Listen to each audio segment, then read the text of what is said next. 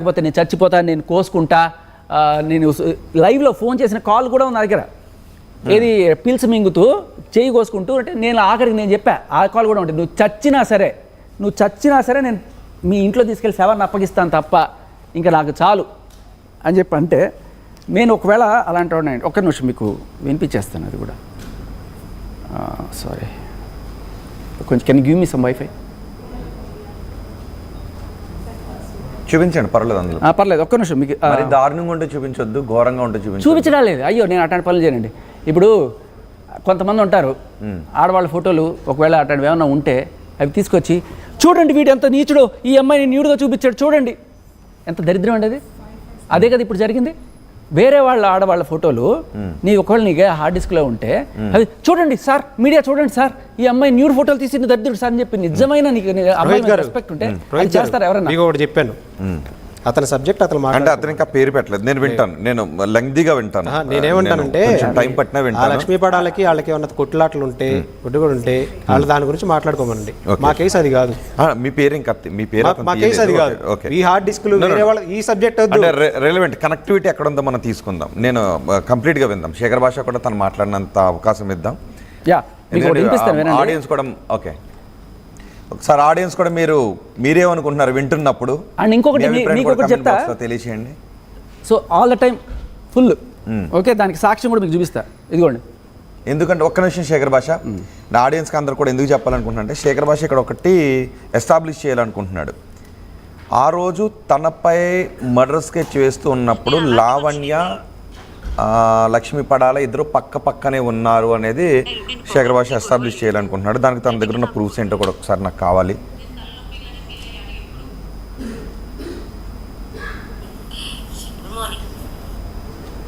First ఇది వినిపించేస్తాను మీకు, ఇది విన్నారా? వినిపించండి. లక్ష్మీ పడాలా లావణ్య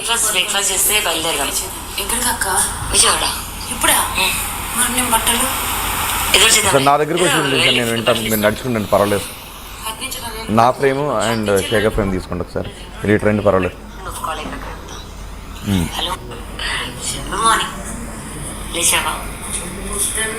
అమ్మో పెద్ద విషయమే. బ్రేక్ఫాస్ట్ చేస్తే బయలుదేరాం. విజయవాడ ఇప్పుడా? ఎదురు చేద్దాంలే, లేదా వెళ్ళి బట్టలు తీసుకొని వెళ్తాం. అటు నుంచి వెళ్ళాలి కదా మనం. లేదు రింగ్ రోడ్ ఎక్కాలి, బట్ నువ్వు కాల్ అయిపోయాక చెప్తా. హలో,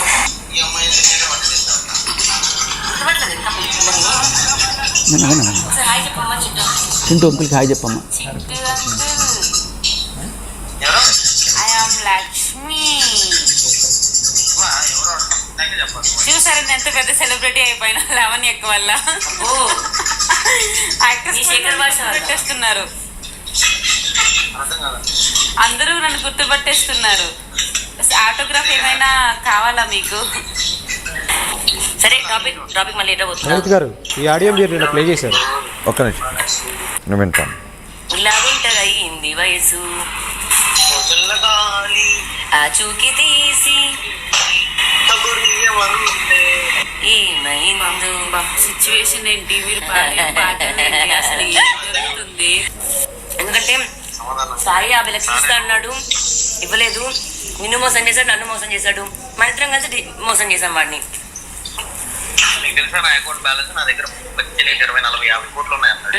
ఇచ్చాడా?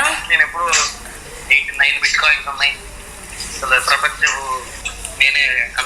అదే అమ్మా, ఇచ్చాడా? ఏం ఎస్టాబ్లిష్ చేయాలనుకుంటున్నారు ఇందులో? వాళ్ళ ముగ్గురు మధ్య కనెక్షన్ ఓకే ఉంది. ఓకే, ఇంకొకటి కూడా, నేను ఆ అమ్మాయి ఇక్కడ ఉందని నాకు విషయం తెలిసినప్పుడు, నా మీద కుట్ర జరుగుతుందన్నప్పుడు, నేను పోలీస్ స్టేషన్లో కంప్లైంట్ ఇచ్చినప్పుడు, ఈ అమ్మాయి అక్కడ ఉంది అని తెలిస్తే వీళ్ళ ముగ్గురు మధ్య కనెక్షన్ ఉంది అని ఎస్టాబ్లిష్ చేయడానికి నేను మస్తాన్ సైతం ఏం చెప్పాను, ఆ అమ్మాయి కూడా అక్కడ ఉంటే హెల్ప్ అవుతుంది. అదే ఆ అమ్మాయి కూడా అక్కడ ఉంటుందేమో చెప్పు అన్నాను. మీరు జాగ్రత్తగా వినండి ఆడియోలో, ఓకే? ఎందుకంటే అమ్మాయి ఆల్రెడీ అక్కడే ఉంటుంది, ఉంటే నాకు ఈజీ అవుతుంది. పాయింట్ నెంబర్ 2 ఇంకోటి. సో బేసికల్లీ ఈవిడ ఇప్పుడు రోహిత్ గారు, మన డిబేట్ జరుగుతున్నప్పుడు ఎప్పుడైనా వచ్చి ఇంటరప్ట్ చేశారా ఎవరైనా? ఇక్కడ ఒక విషయం ఏంటంటే, మీరు నిన్న ప్లే చేశారా అది ఆడియో? ప్లే చేయడం కాదు, నాకు అదే కావాలి. వేరే చేశారు ఆయన, ప్లే చేయలేదు, అది ప్లే చేయలేదు. ఇక్కడ ఏంటి అంటే లావణ్యకు లక్ష్మీ పడాలకి సంబంధం ఉందా లేదా, ఇద్దరు కలుస్తూ ఉంటారా లేదా అనేది ఎస్టాబ్లిష్ చేయాలనుకుంటున్నాడు శేఖర్ భాష. ఓకే. సో అది మన అవకాశం ఇద్దాం, ఎందుకంటే నాకు తనకి సంబంధం లేదని లావణ్య అంటూ ఉంటుంది. లావణ్యకి లక్ష్మీ పడాలకి సంబంధం ఉంది ఉన్నప్పుడు తన మీద కేసులో ఇది వినండి. తన మీద హత్య ఇప్పుడు కేసులో పడాల లక్ష్మి గురించి మాట్లాడుతున్నాను. పన్నిన కుట్రకు లావణ్యకు సంబంధం లేదు అని చెప్పగలుగుతాం. లావణ్యకి లక్ష్మీ పడాలకి వాళ్ళిద్దరూ కలిసి శేఖర్ భాష మీద కుట్ర చేసిన ఆడియో నిజమే అయితే దయచేసి రిటర్న్ కంప్లైంట్ ఇచ్చి పోలీసులకి ఆ కాపీ తీసుకొని వాళ్ళని అరెస్ట్ అన్ని చేయించి చేస్తాం సార్. లోపల వచ్చి ఏంటంటే ఒక్క రోజు అయింది. మీరు అంటున్నారు కదా, నేను వెళ్ళాను సీఏ గారి దగ్గరికి వెళ్ళాను. నేను చెప్తున్నాను కదా, నాకు నేను మొత్తం పొద్దు నుంచి బిజీ. చెప్తున్నా ఇన్ని చట్టాలు తెలిసి ఇన్ని జడ్జిమెంట్లు పెట్టుకొని తెలిసి మాట్లాడే వ్యక్తి తన పర్సనల్ లైఫ్ లో ఈ ఇంటర్వ్యూల కన్నా తన థ్రెడ్ ముఖ్యమా, తను చెప్పబోయే హత్యకు ఇవ్వాల్సిన కంప్లైంట్ ముఖ్యమా, ఇంటర్వ్యూ ముఖ్యమా? నా మీద ఎవరు అటాక్ చేయడానికి వచ్చారు, which is important to me? నాకేది ఇంపార్టెంట్? నేను చెప్తా, నన్ను చెప్పనివ్వండి సార్. అదే చెప్తా సార్, నేను చెప్తాను సార్. ఆయన డైరెక్ట్ గా నన్ను అడుగుతున్నాను, నన్ను చెప్పనివ్వండి. నన్ను అడుగుతున్నాను కరెక్ట్. సార్, నేను ఇమ్మీడియట్ గా పోలీస్ స్టేషన్ కి వెళ్ళాను. On the day I received, immediate గా వెళ్ళి సీఏ గారికి ఇచ్చాను. నేను ఒక విషయం అడుగుతాను, దీంట్లో నాకు ఇంకో విషయం తెలియాలి. నాగూర్ బాబు, నేను మీ దగ్గర తీసుకుంటాను, క్లారిటీ ఇస్తాను. నన్ను క్లారిటీ ఇవ్వండి ప్లీజ్, ప్లీజ్ నన్ను క్లారిటీ ఇవ్వండి. ఒక వ్యక్తి మీద, అది శేఖర్ భాష కాదండి, అది ఈ వ్యక్తి గురించి ఒక ఇద్దరు అమ్మాయిలు లేదా ఇంకొక XYZ మాట్లాడుకుంటూ ఉన్నారు. ఇలా ఇతన్ని ఎలా చంపాలి అని మాట్లాడుకుంటున్నప్పుడు ఇతనికి తెలిసినప్పుడు ఇతను బిజీగా ఉన్నాడు, రోజు కంపెనీకి వెళ్తా, అతను రోజు 24 గంటలు బిజీగా ఉంటాడు. ఇతను ఈ రోజు ఆఫీస్కి మ్యాండేటరీగా వెళ్ళాలా, లేకపోతే పోలీస్ స్టేషన్ కి వెళ్ళి రిటర్న్ కంప్లైంట్ ఇవ్వాలా? ఎగ్జాక్ట్లీ, మీరు రిటర్న్ కంప్లైంట్ ఇవ్వాలి. Written complaint. నేను ఒకటి అడుగుతున్నా, అంటే మీరు చాలా ఎన్నో కేసుల్ని ఎంతో మంది నేరస్తులు చూసి. Let me conclude. He is not an innocent, well educated, social reformer, సంఘ సంస్కర్త. ఏంటి ఇన్ని ఉన్నాయి కదా, జడ్జిమెంట్లు పెట్టుకొని చదివే వ్యక్తి, ఇన్ని తెలిసిన వ్యక్తి పోలీస్ స్టేషన్ కి రిటర్న్ కంప్లైంట్ తో వెళ్తాడా, మొత్తం ఆడియో పెట్టుకుని వెళ్తాడా? నా దగ్గరకు ఒక ఎవిడెన్స్ వచ్చింది, పోలీస్ స్టేషన్ కి విత్ రిటర్న్ కంప్లైంట్ తో వెళ్ళానా, ఆడియోతో వెళ్ళానా? Where is the written complaint? Okay, నేను అడగాలనుకుంటుంది అదే. శేఖర్ భాష పోలీస్ స్టేషన్కి వెళ్ళి కంప్లైంట్ ఇవ్వకపోవడంలో తన ఉద్దేశం ఏమనిపిస్తుంది మీకు?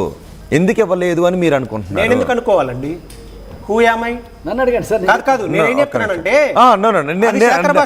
దానికి ఒక మోటివ్ ఉంటుంది. నో అంటే ఒకవేళ కంప్లైంట్ ఇవ్వలేదు అన్న దాన్ని మనం క్వశ్చన్ చేసినప్పుడు తను అలా కంప్లైంట్ ఇవ్వకపోవటం వెనక ఏదైనా ఉద్దేశం ఉండుంటుందా? ఇప్పుడు ఏదైనా ఎవిల్ థాట్ ఉండుంటుందా? యాజ్ ఏ సిటిజన్ అంటే ఇలా మీడియాలోకి వచ్చి డిఫేమ్ చేయాలి, నా మీద కుట్ర జరుగుతుంది, సబ్జెక్ట్ కి సంబంధం లేని విషయంలో దూరిపోయి కెలికేస్తూ ఉండాలి. అతను ఎక్కడన్నా మాట్లాడుతూ ఉంటే 100 ఇంటర్వ్యూలో మాట్లాడినా సరే, ఏ రోజన్నా మా సైడ్ నుంచి నేను వెళ్ళి కూర్చున్నానా? నేను అడ్వకేట్ గా తీసుకున్న కేసులో, ప్రీవియస్ కేసెస్ లో తీసుకున్నానా? Now why he is interrupting? ఎందుకు ఇంటరప్ట్ చేస్తున్నారు? మీరు ఎక్స్ప్లనేషన్ ఇచ్చుకోండి, తర్వాత మీరు ఎక్స్ప్లనేషన్ ఇచ్చుకోండి. లెట్ మాది కంక్లూడ్ అయిపోయిన తర్వాత మీ ఇంటర్వ్యూ క్లియర్ గా ఇచ్చుకోండి. ఓకే నాగూర్ బాబు, ఒక్క నిమిషం. మధ్యలో కాదు, నేను ఒక విషయం శేఖర్ భాషను అడగను. శేఖర్ భాష, ఓకే, ఇక్కడ 2 విషయాలపైన క్లారిటీ కావాలి నాకు.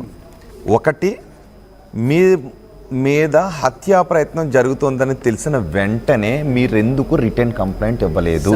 అదే పిఎస్ లో నేను రిటర్న్ కంప్లైంట్ ఇచ్చి 4 నెలలైంది. ఏమని ఇచ్చారు? ఈ అమ్మాయి ఇలాంటివన్నీ చేస్తుంది, చచ్చిపోతాను అని చెప్పి ఆ వీడియోలతో సహా మిమ్మల్ని బ్లాక్ మెయిల్ చేస్తుంది. ఆ కంప్లైంట్ రిసిప్ట్ కూడా ఉంది. ఓకే, ఒక పక్క అది జరుగుతున్నప్పుడు నేను వెళ్ళి, ఇప్పుడు నేను ఆల్రెడీ సార్, నేను బిజీ పర్సన్, మామూలుగా non stop shooting, non stop ఇంటర్వ్యూలు ఉన్నాయి. బిగ్ బాస్ లో ప్రాణానికంటే బిజీయా? నాకు సార్, నా ప్రాణానికి సేఫ్టీ మీరు ఇచ్చారు. నిజం చెప్పాలంటే నిజంగా ఆర్టీవీ ఇచ్చింది. ఎందుకంటే మీరు అది బ్లాస్ట్ చేయడం వల్ల రేపు పోలీసులు ఎఫ్ఐఆర్లు పెట్టి ఇవన్నీ అవ్వడానికి ఒక 2 రోజులు 3 రోజులు పడుతుంది కదా. బట్ ఈ లోపల మీరు మీడియా, అదే అంటున్నాను, మీడియాలో మీరు వచ్చిన వల్ల రేపు అందరికీ అర్థమైపోతుంది శేఖర్ భాషకి ఏమన్నా అయినా సరే. ఆర్టీవీలో అందరూ చూశారు.